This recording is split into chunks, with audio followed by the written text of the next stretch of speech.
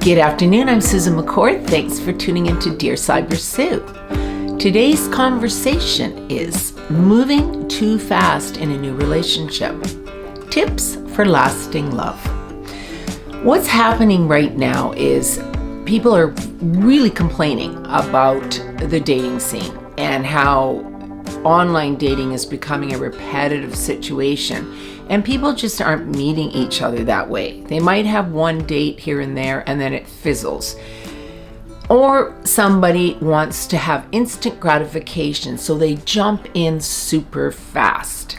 Neither situation is a great place to be, but there is a happy medium that you can have in your relationship if you are paying attention to what you're really truly looking for. Meeting someone that you're very attracted to can feel really good. And if you have this sexual chemistry that's reciprocated with each other, it's really hard not to jump into it with each other quickly because it feels so good. You've had a really rough dating pattern for a while, and then you meet someone who sparks the passion in you. But what happens in situations like this, it's pretty much the same thing all the time. You meet them, you try and hold back, you end up in a sexual connection with them before you know who they are, and next thing you know, it's fizzled once again. Having this intense sexual chemistry with someone can cause you to overlook a lot of red flags. You're not even paying attention because you're so drawn to them in this lustful connection. And yes, that's a wonderful thing to have, but you can also get that with somebody too. People think if you don't have it right away, you're never going to.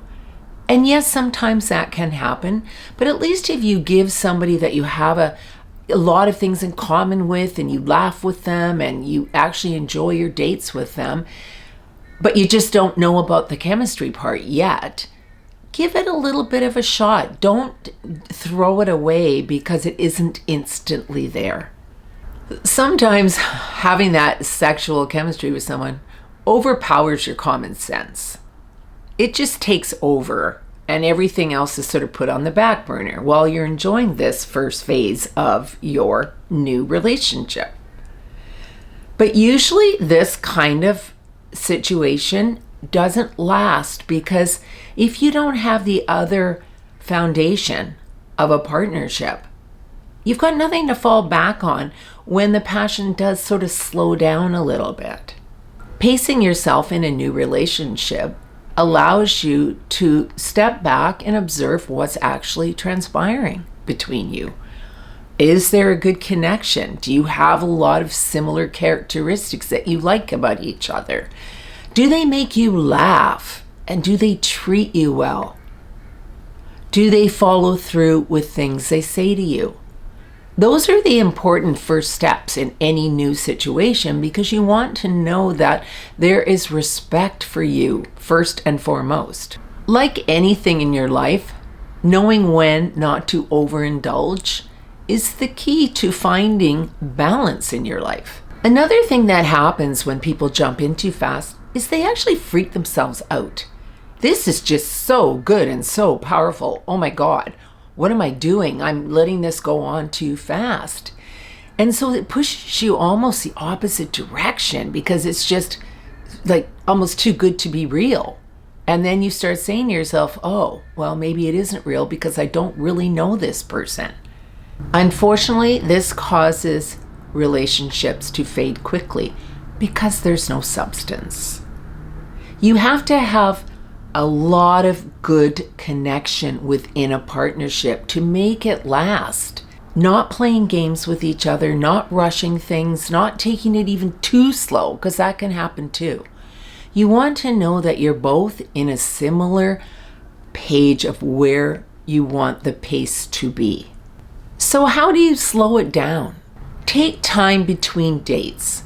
Maintain your individuality and your personal life.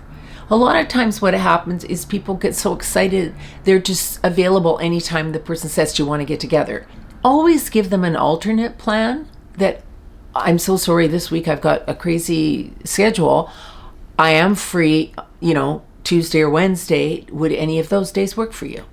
That way, you're letting them know you're interested. You're not blowing them off, but you also have a life and you're putting your priorities still towards your life because you don't know this person yet.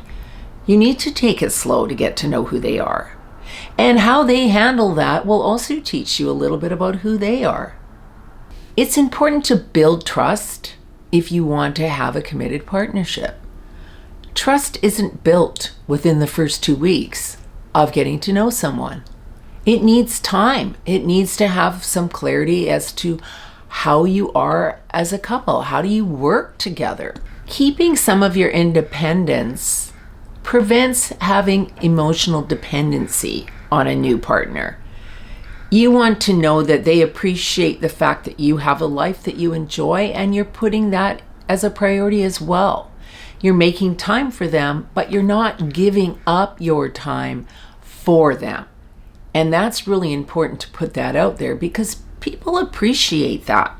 People appreciate that you have respect for yourself and your life, just as you would want that from them too. And that's the first thing that you want to get out there to each other, that, hey, I'm really excited to get to know you and I'm looking forward to some dates with you, but I still have a life that I have to give energy to as well. There's no hot and cold games. You're not putting each other on hold. That I want to make clear here. You don't want to jump in so fast that to let them know, oh, I'm so interested. They will know you're interested by how you communicate with them. Figure out if you're on the same page. If you ask the questions, a lot of the times they will be honest with you about it. If you don't ask anything, they don't feel they're lying if they're only into a casual relationship.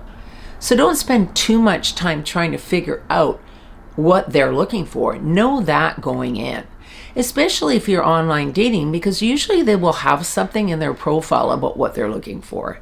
And if that's already out there, then you're free to address it.